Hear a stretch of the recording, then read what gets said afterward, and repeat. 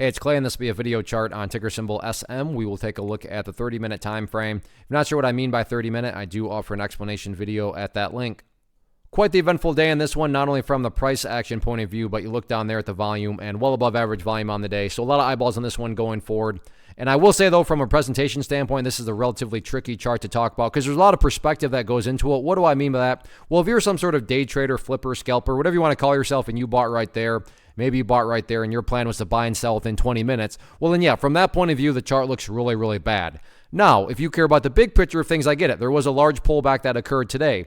But from the grand scheme of it all, the price does still have plenty of opportunity to chip away and build an overall higher base. And that's how long-term uptrends are constructed. Just higher lows being put into play over extended periods of time. And that's going to be the viewpoint that I talk about things from. Meaning, if I sound crazy calling something bullish, my guess would be you probably had more of a day trader type mentality going into all this. And I'm not saying this was going to actually play out, but let's say that the price once again moves down here to right around $1.65. So price comes down here to $1.65, behaves in that manner, and then starts to work its way back upwards. Now, emphasis here on big picture. From the big picture perspective, what would you have? Well, you'd have a set of lows right there. You'd have lows right here. You'd have lows right here, and then you'd have lows even lower than that. And if you envision each one of those as stair steps, what do you have?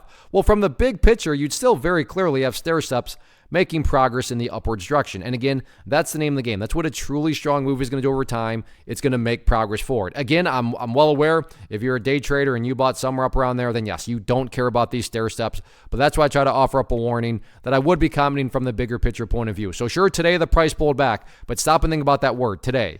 As in one day, looking at multiple days as we're doing here, you can see the price does still have the opportunity to chip away and build that higher base. So let's see if the bulls can get that job done or not going forward.